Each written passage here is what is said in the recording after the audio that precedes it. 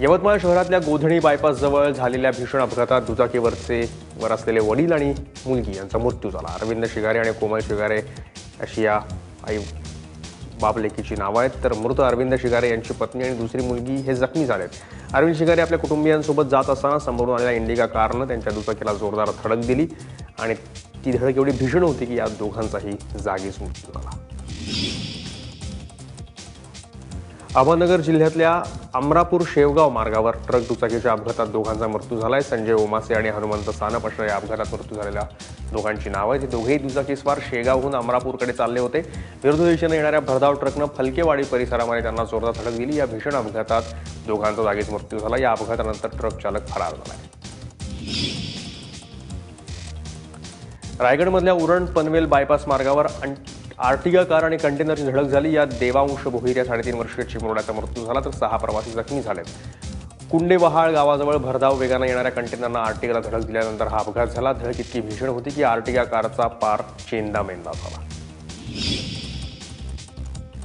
गडचिरोलीमध्ये 5 नक्षलवाद्यांनी पोलिसांसमोर आत्मसमर्पण केलं। विशेष म्हणजे सरकारनं या नक्षलवाद्यांवर 12 लाखांचं बक्षीस घोषित केलं होतं। महाराष्ट्र आणि छत्तीसगड राज्यामध्ये झालेल्या हिंसक घटनेमध्ये या 5 नक्षलवाद्यांचा सहभाग होता। राज्य शासनाच्या आत्मसमर्पण योजनेला आकर्षित होऊन अनेक नक्षलवादी पोलिसांना आत्मसमर्पण स्वतःला करतायत। त्यामुळे गेल्या काही दिवसांत नक्षलवादी कारवाया थंडावल्याचं चित्र आहे। यवतमाळच्या गजबजलेल्या आर्णी मार्गावर फर्निचर आणि भांड्यांच्या गोदामाला भीषण आग लागली। या आगीत लाखो रुपयांचं लाकूड आणि इतर साहित्य जळालं। शॉर्ट सर्किटमुळे ही आग लागल्याचं बोललं जात आहे। अग्निशामक दलाच्या जवानांनी वेळीच धाव घेत आग आटोक्यात आणली आणि गोदामाभोवती दाढीवाटेची वस्ती असल्यानं रहिवाशांना तातडीनं सुरक्षित स्थळी हलवण्यात आल्यानं मोठा अनर्थ टळला। वसईच्या माणिकपूर पोलिसांनी 2 अट्टल सोनसाखळी चोरांना अटक केली आहे। अब्दुल रौफ आणि जुबेर खान अशी या अटक झालेल्या दोघांची नावं आहेत। हे चोरटे महिला आणि ज्येष्ठ नागरिकांवर पाळत ठेवायचे आणि मोटरसायकलवर येऊन दागिने चोरायचे। या आरोपींकडून एका रिक्षासह 5,44,000चे दागिने हस्तगत केले गेलेत। हे चोरटे भिवंडी इथं राहणारे असून ते दररोज रिक्षानं वसईला सोनसाखळी चोरण्यासाठी जायचे। नाशिक जिल्ह्यातल्या मालेगावमध्ये पोलीस कॉन्स्टेबलच्या हाताला झटका देऊन 2 आरोपींनी पळ काढला। देवा मेहेंदळे आणि प्रदीप सूर्यवंशी अशा या दोघांची नावं आहेत।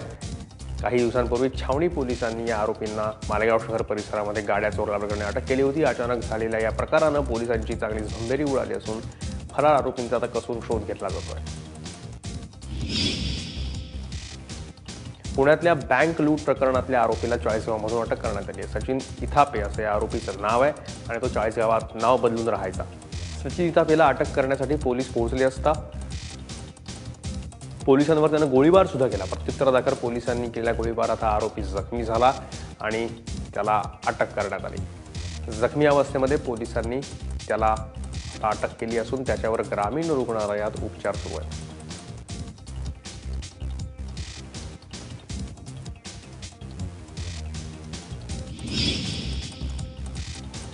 धुळे शहरातल्या रामवाडीमध्ये 2 माजी नगरसेवकांच्या नातेवाईकांमध्ये झालेला वाद विकोपाला गेल्यानं यातल्या एका गटानं थेट गाड्यांची तोडफोड केली। पोलिसांनी वेळीच घटनास्थळी धाव घेत परिस्थिती नियंत्रणात आणली। मात्र भर दिवसा गुंडांनी केलेल्या तोडफोडीनं परिसरात दहशत पसरली होती।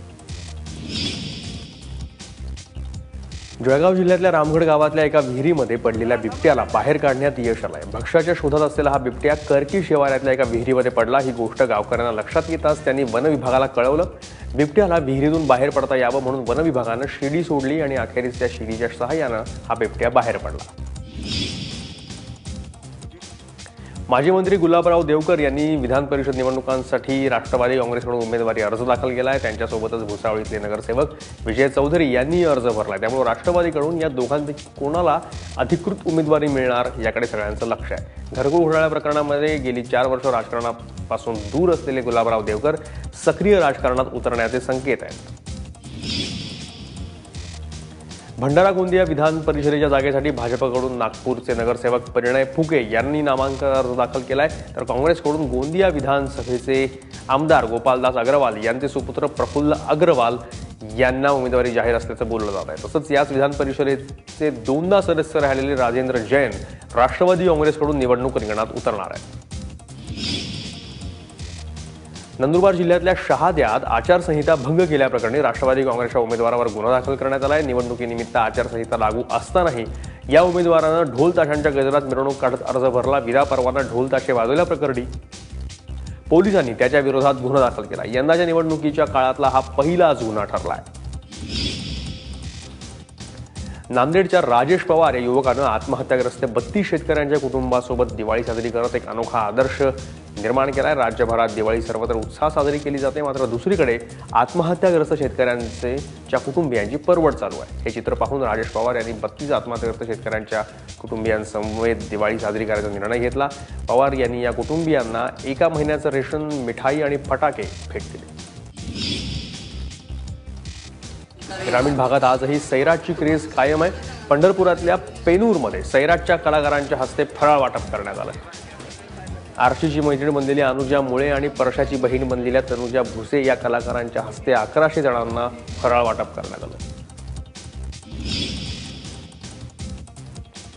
धुळेची मालेगाव धुळे महामार्गावरील झोडगे इथल्या 750 वर्ष जुन्या हेमाडपंथी शिवालयात दीपोत्सव साजरा करण्यात आला. गेल्या अनेक वर्षांपासून हे दुर्लक्षित असलेल्या मंदिराची दुरवस्था झाली होती. गावातल्या काही तरुणींनी एकत्र येऊन या मंदिराची साफसफाई केली आणि दिवाळीनिमित्त हजारो दिवे लावून मंदिरात लखलखाट केला. हजारो दिव्यांच्या प्रकाशात हे मंदिर मग उजळून निघालं. लक्ष्मीपूजन झालं की दिवाळीनिमित्त बाहेर जाणाऱ्यांची संख्या वाढते. नाशिकमधल्या बस स्टँडवर अशी बाहेर जाणाऱ्यांची मोठी गर्दी दिसून येते. यातच भाऊबीज असल्यानं माहेर वाशिणींचीही मोठी गर्दी बसस्थानकावर आली आहे. नाशिकच्या महामार्ग, ठक्कर बाजार, CBS अशा सर्वच बसस्थानकांवर प्रवाशांची गर्दी दिसून आली. प्रवाशांच्या सोयीसाठी महामंडळानंही जास्त बसेस सोडल्या. या बसेसही हाऊसफुल झाल्या. बीड जिल्ह्यातल्या बोरखेडमध्ये पाडव्याच्या मुहूर्तावर पहिल्या ॲग्रो प्रोड्युसर कंपनीचं उद्घाटन करण्यात आलं. शेतमालाची थेट खरेदी करून त्यावर ग्रेडिंग आणि पॅकिंग करून विक्री करण्यासाठी कृषी विभागाच्या MCP योजनेअंतर्गत या कंपनीची उभारणी करण्यात आली आहे. जिल्हाधिकारी नवल किशोर राम यांच्या हस्ते कंपनीचं उद्घाटन करण्यात आलं. दिवाळीनिमित्त सांगलीत किल्ले स्पर्धा आयोजित करण्यात आली आहे. या स्पर्धेत जवळपास 80 स्पर्धकांनी सहभाग नोंदवला. रायगड, प्रतापगड, तोरणा, पन्हाळा, मुरुड, जंजिरा यासह इतर अपरिचित असे किल्ले स्पर्धकांनी उभारले होते. शिवाजी महाराजांनी उभारलेल्या या किल्ल्यांचा इतिहास नवीन पिढीला कळावा यासाठी स्पर्धेचं आयोजन करण्यात आलं. हे किल्ले पाहण्यासाठी पंचक्रोशीतून नागरिक गर्दी करतायत.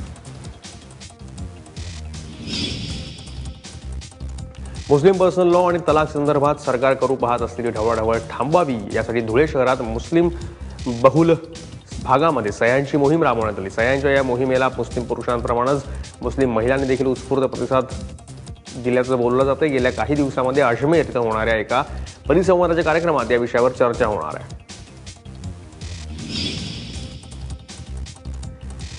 झाडीपट्टी रंगभूमी ही संपूर्ण विदर्भात प्रसिद्ध आहे. झाडीपट्टी रंगभूमीचे माहेरघर असलेल्या गडचिरोली जिल्ह्यामध्ये देसाईगंज इथं होणाऱ्या प्रयोगांसाठी नाट्य कंपन्या सज्ज झाल्या. दीपावलीनिमित्त गडचिरोली जिल्ह्याच्या ग्रामीण भागात अनेक ठिकाणी या नाट्य